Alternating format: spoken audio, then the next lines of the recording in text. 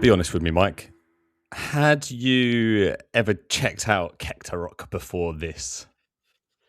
Briefly, because you recommended me the album before a couple of times Was and it Pale Swordsman, gave right? it a Pale Swordsman, yeah, gave it a quick blast. Wasn't really too into it, so didn't It's really well, I delve was going to say anymore. it's surprising because I don't actually remember recommending you that.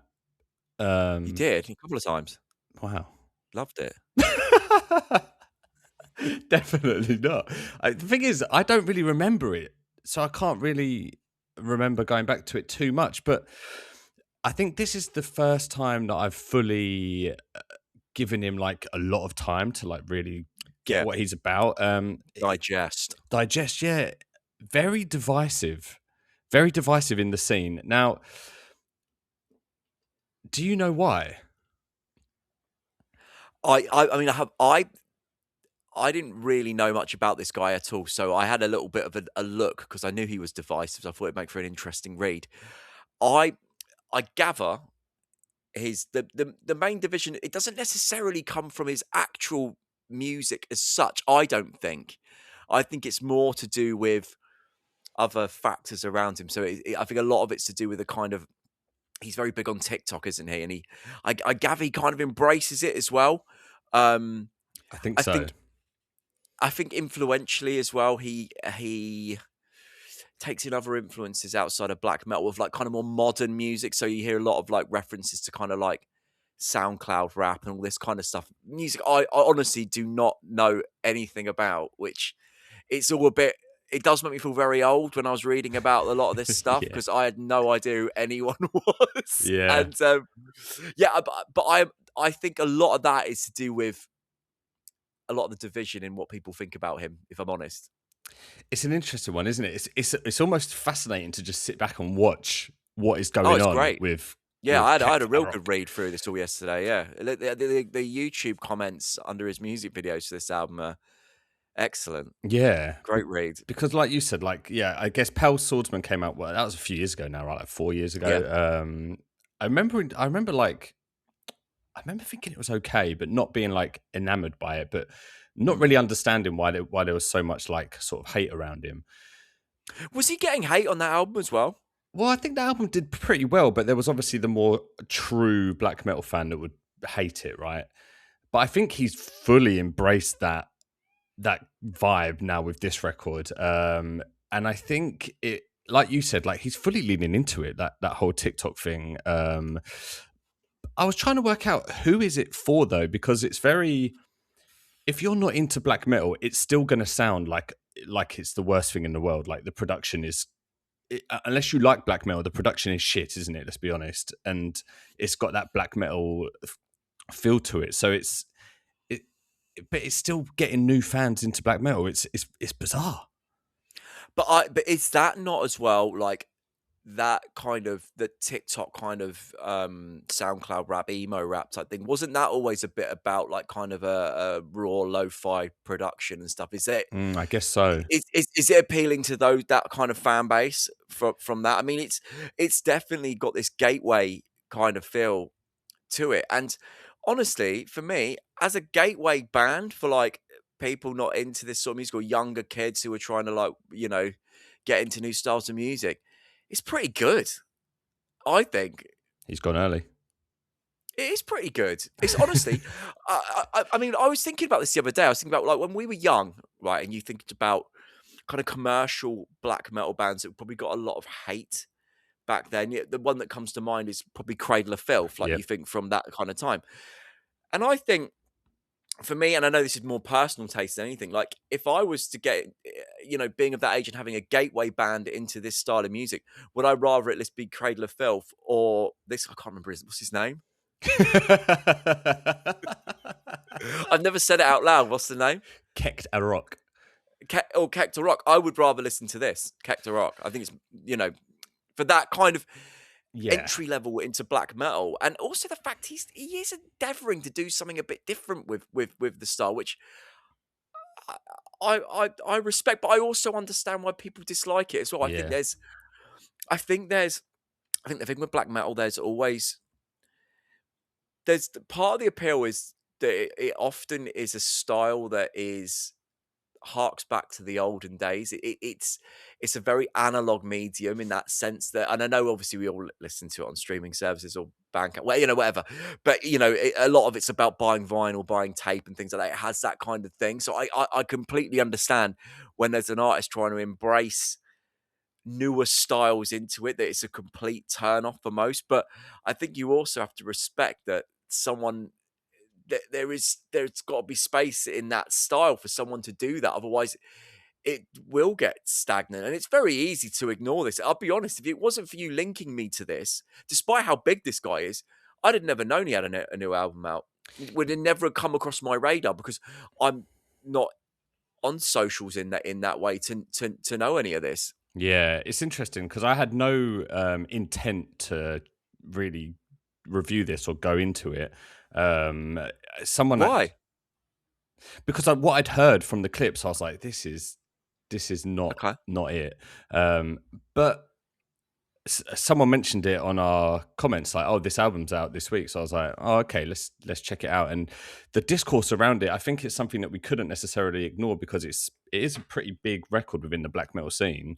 But it also sits in with stuff that we do in the sense like production wise, it is in that raw black metal.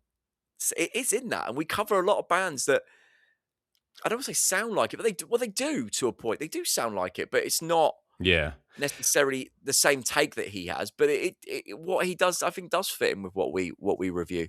I think my issue with it is because, like, all right, you've touched on some of it is good. Some of it is actually really good. Like, there's a couple songs towards the end, Land av Evik Nat, which I think is Land of Eternal Night. It's a Part two-part. 1 and 2. Yeah, Yeah. two-part. It was like an acoustic kind of track with had this kind of more like Viking folk vocal over it that worked really well. Then the part 2 of it was like a lot more kind of like old school black metal. Bringing back in that Viking sound, and it didn't sound wimpy. Like, a lot of this album sounded quite like sad emo boy, and that was what kind of put me off. It was Fucking boomer. mate, there's you talking about what's TikTok, what's a TikTok. Yeah, well, yeah. But you know what I mean, it did have that, like, it didn't feel, I don't know. I like black metal to make me feel something a bit more like triumphant or empowering or evil, whereas this just sort of felt a bit sad, but not in a depressive way, just a bit as like, woe is me. But that's his take on it, though, That isn't is- it? It's yeah, supposed to be this kind of like romantic kind of That is thing. yeah. That is his vibe, but I guess that's just not my taste for it. Yeah. But Agreed. but there were tracks in it that kind of did shy away from that a little bit, but they were very few and far between. I guess. Did you have a standout song, Mike? Let me ask you that first. Do you know what song stood out to me? And I think it's one of the ones that's getting the most discourse. Basically, is that Eternal Martyr one featuring Blade. featuring a rapper. Yeah. But he doesn't rap, does he? I mean, I know this is gonna make me sound even older as well, because I don't. When I listen to that, I don't hear it as a man rapping at all. I hear it as a guy singing. It's that kind of And I think sad it's slightly emo, auto, sad and emo it's got rap, like innit? auto tune on it. Yeah, but I thought it worked with the blast beats and stuff. I thought it worked with what he was doing. It had like, I think because the guy who does it, he's Swedish, right? He's Scandinavian, and I think that accent that he's got singing over blast beats, I think it just kind of it just works for me, and it was different. It kind of stood out, and I didn't think it stood out in a bad way. I felt it stood out in something a little bit different, and I thought it worked. He almost had like a folky element to his voice, if you know what I mean, but like this sort of more modern, slightly auto-tuned kind of vibe, and I found it interesting. I actually enjoyed it. Interesting is a word. Yes, I It found is a it. word, I yeah. found it interesting. I wouldn't say I liked it, but I guess in a way, like, you've got to appreciate that he's kind of just doing this kind of thing, and there is that evolution of that kind of like emo SoundCloud rap towards into this realm of like lo-fi black metal. It does kind of work, however cringy it can be at times, especially when you're But watching the music yeah. videos, and he's Well, the music he's videos giving are a it, he's different giving it level, all aren't the they? He's giving it the hand signs and stuff. Yeah. it's like It's weird. It's a bit fever dreamy, isn't it? When you're watching those. it is, yeah. Is it? I don't know. Is it? style over substance? Is it like taking? Is it taking a black metal culture and repackaging it to a younger? Like, I don't know. Well, there is It's elements a of weird that. one, isn't it? There's definitely elements of that to it, but that's fine, isn't it? Do you know what I mean? Yeah, I Like, guess. I mean, yeah, I guess I so. think sometimes you have to turn around with some artists when you're singing and say, "This is probably not for me. It's probably not particularly meant for me either." Yeah, And I think for, whoever it's aimed at, the kind of the TikTok generation or whatever, younger kids getting in, it's really it's really pretty good for what it is. And actually, you're going to show it to your it's not kids. that like no, You're going to show it to your kids. I mean, it might beat some of the stuff they listen to, but the uh there's like the tracks that I really enjoyed as well was some of the more melodic stuff. I really liked the acoustic playing on it. I thought some of the guitar playing was really nice. Yeah. I liked some of the acoustic instrumentation as well that they used. Um, and also I thought I couldn't tell how much of it was his singing voice and how much was guest, but it seemed like he had quite a good, quite sort of nice melodic voice. I think I have to disagree with the vocal part. I think I agree with you. Some of the acoustic instrumentation was actually really cool. There were some really nice Yeah. melodies going on, really well played out. One of them even had like a flute accompanying, which was pretty cool. Yeah, I loved all that stuff. I But really liked it.